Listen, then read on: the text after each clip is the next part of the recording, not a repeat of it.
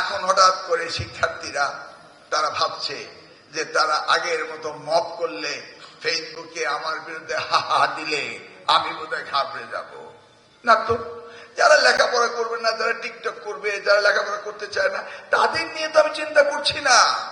আমি চিন্তা করছি যারা লেখাপড়া করবে।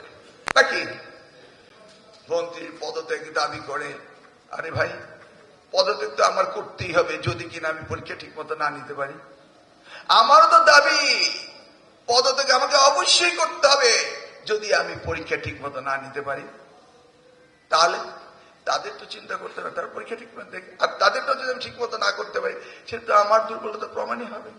ইলেকট্রা রেফ্রিজারেটর, খাবার তাজা তো জীবন তাজা। ইলেকট্রা, ফ্রিজের রাজা। জেলা স্কুল মানি নাম্বার 1 স্কুল কি প্রিন্সিপাল সাহেব মেডিকেল কলেজের, এম আই রাইট? জেলা স্কুল।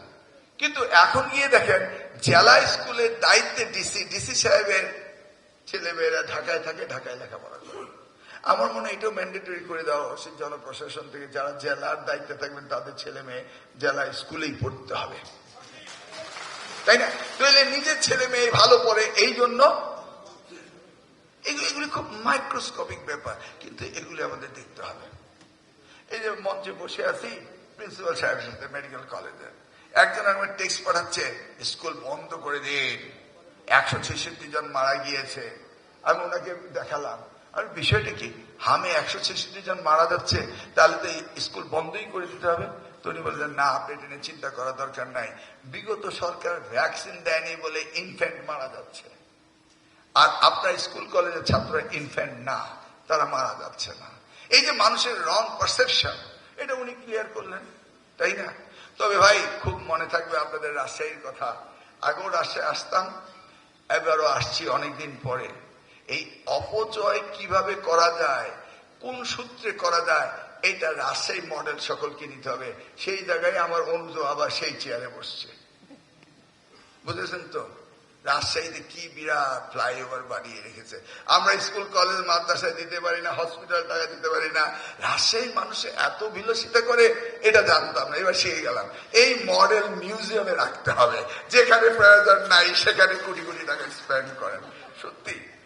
এনিওয়ে, আমরা বলেছিলাম যারা 0% পাস করবে সেই স্কুলের এমপিও, মাত্র এমপিও ক্যান্সেল করতাম, এবার করব না, বুঝছেন তো?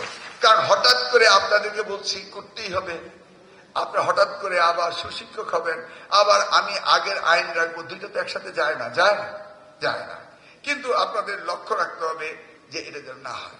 আমরা সারা বাংলাদেশে চিঠি দিয়ে দেব যে পরীক্ষার সময় যেন বিদ্যুৎ বিভ্রাট না হয়, মাননীয় প্রধানমন্ত্রী অফিস থেকে দেওয়া হবে। তারপরও বলছি টেকনিক্যাল রিজন হলে কিন্তু আপনার কোন রিজনেবল রিজন থাকবে না। আর যদি কেউ ওই রিজনেবল রিজন করেন তাহলে বলবো চালাকি হচ্ছে, তখন ওইদিকেই কিন্তু আমার ধনুক যাবে বেশি। রেখে দিবেন আর্কাইভে সমস্ত ডকুমেন্টস, তখন আমি কোনটাকে নিয়ে ইনভেস্টিগেশন শুরু করি এটা আপনি বলতে পারবেন না।